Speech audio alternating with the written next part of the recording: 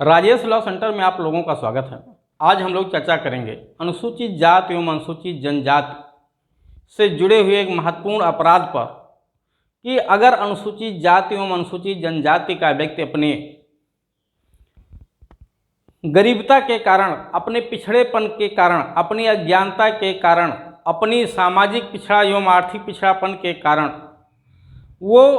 एक राज्य से दूसरे राज्य में अगर कमाने के लिए गया है, कोई व्यापार करने के लिए गया है, कोई अधिलाभ लेने के लिए गया है, यानी कोई भी कुल मिला के आप सीधा सीधा समझिए कि अनुसूचित जाति एवं अनुसूचित जनजाति का अगर व्यक्ति जहाँ का वो मूल निवासी है, जिस राज्य का मूल निवासी है, अगर वो अपने राज्य को छोड़ करके किसी दूसरे राज्य में गया है भारत के, वो छत्तीसगढ़ का है, झारखंड का है, तो भारत के किसी भी राज्य में गया हुआ हो, रह रहा हो, दिल्ली, मुंबई, कलकत्ता, वो कहीं भी काम कर रहा हो, राजस्थान का है, मध्य प्रदेश का है, दिल्ली गया हो, महाराष्ट्र गया हो, कहीं भी वो काम कर रहा हो, गुजरात गया हो, तो वो कहीं भी अपने स्टेट को, अपने राज्य को छोड़कर अगर दूसरे राज्य में रह रहा है, कारोबार कर रहा है, व्यापार कर रहा है, नौकरी कर रहा है, कुछ भी कर रहा है, किसी भी लिए गया हो, तो वहाँ पे जो उसको अपने राज्य में सुविधाएं मिल रही हैं, चाहे वो नौकरी का हो, जमीन खरीदने में छूट हो, नौकरी पाने में छूट हो, SC/ST एक्ट के तहत मुकदमा दर्ज कराने में हो, क्या दूसरे राज्य में जाने पे, वहाँ रहने पे भी ये लाभ उसको मिलेगा या नहीं मिलेगा? दूसरे राज्य में जाने पे वो अनुसूचित जाति, अनुसूचित जनजाति का व्यक्ति कहलाएगा या नहीं कहलाएगा?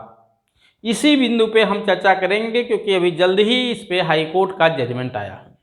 मैं एक बात आप लोगों को बता दूं कि मैं पहले भी आप लोगों को बताया हूं कि अगर कोई भी समस्या आपकी है जो आपसे सुलझ नहीं रही है या आपको कहीं से कोई जानकारी नहीं मिल पा रही है, तो ये नंबर मैं ऑलरेडी दे रखा हूं। इस नंबर पे आप संपर्क करके अपनी जानकारी अपनी सुविधा अनुसार ले सकते हैं, लेकिन इसका जो रीजनेबल फीस है वो आपको जमा करना पड़ेगा।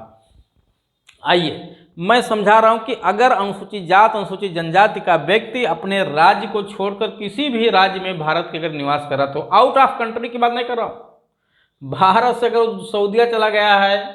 ठीक है, अमेरिका रह रहा है, कनाडा रह रहा है, नेपाल रह रहा, श्रीलंका, भूटान, पाकिस्तान, बांग्लादेश कहीं रह रहा, तो उसकी बात मैं नहीं कर रहा हूँ। देश में ही, भारत देश में ही एक राज्य से दूसरे राज्य में जाने पर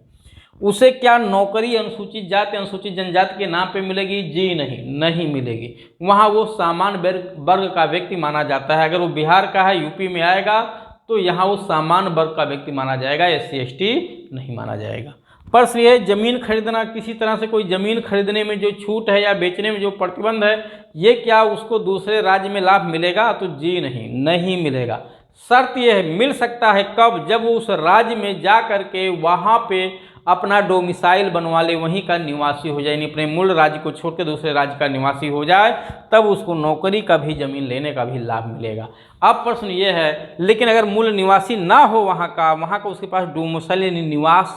प्रमाण पत्र ना हो, तो फिर वो दूसरे राज्य में जाके नौकरी, जमीन खरीद तो सकता है, ले तो सकता है, लेकिन SC/ST के नाम पे नहीं, यानी SC/ST के नाम पे जो उसको सुविधाएं मिलती हैं, जो छूट मिलती हैं, वो उसे प्राप्त नहीं होंगी। अब प्रश्न है कि FIR दर्ज करवा सकता है कि नहीं SC/ST एक्ट के तहत? क्योंकि ध्यान दीजिएगा, अनुसूचित जाति, अनुसूचित जनजाति वर्ग के जो व्यक्ति हैं, इतने गरीब हैं, वो सामाजिक रूप से इतने पिछड़े हैं कि वो मजबूर हैं, खास तौर से आपका छत्तीसगढ़, झारखंड, बिहार, राजस्थान, मध्य प्रदेश, इन राज्यों में इतनी गरीबता है, इतना भूखमरी है, इतना पिछड़ापन है, इतने मजबूर हैं लोग कि अपने जीवन को चलाने के लिए, अपने पेट को, अपने बच्चों के पेट को भरने के लिए मजबूर होकर के वो दूसरे राज्यों में जा कर के मेहनत मजदूरी, मिस्त्रीगिरी, जो भी उनके अंदर कुशलता है, करके अपना जीवन यापन चलाते हैं। इसका मिसयूज भी वहाँ होता है, पैसा ले लिया जाता है,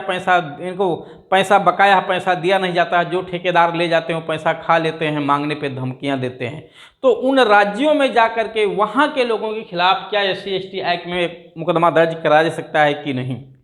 तो जैसा कि जमीन खरीदना, नौकरी खरीदने में तो लाभ नहीं मिलेगा, ठीक है,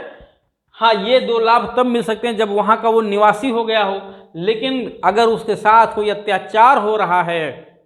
तो दूसरे राज्य में है भी तो वहाँ भी वो SC/ST माना जाएगा और उसका FIR उस राज्य में भी SC/ST एक्ट के तहत दर्ज होगा, ये ध्यान दीजिएगा। इस पे हाई कोर्ट का जजमेंट आया है। ज़रूरत पड़ेगी तो मैं आपको रूलिंग भी दूंगा, और अगर आप पीड़ित हैं तो अपना FIR जरूर वहाँ दर्ज करवाइए। एक बात मैं ज़रूर बता दूं, मैं हर वीडियो में बताता हूं कि कोई भी व्यक्ति किसी पे भी फर्जी FIR ना दर्ज कराए,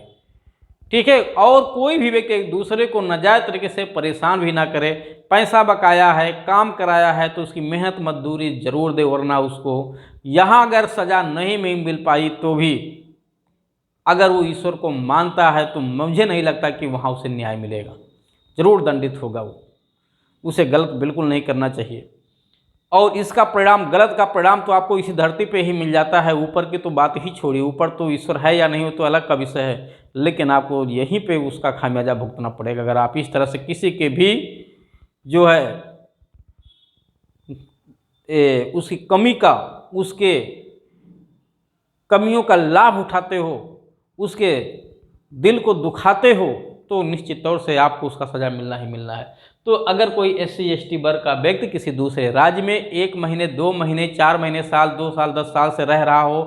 अस्थायी तौर से रह रहा हो, तो वहाँ पे भी वो SC/ST एक्ट के तहत मुकदमा दर्ज करा सकता है। अब किसी को कोई कन्फ्यूजन नहीं होना चाहिए, ठीक है। अगर इसके अलावा भी कोई भी ज़रूरत हमसे अगर आपको लगती है तो निश्चित तौर से आप इस नंबर पे कॉल करिए, मैं आपकी पूरी मदद करूंगा। ज़रूरत पड़ेगी तो मैं आपको रूलिंग भी उपलब्ध कराऊंगा, लेकिन हाँ, जो भी जानकारी लेंगे उसकी आपको फीस जमा करनी है।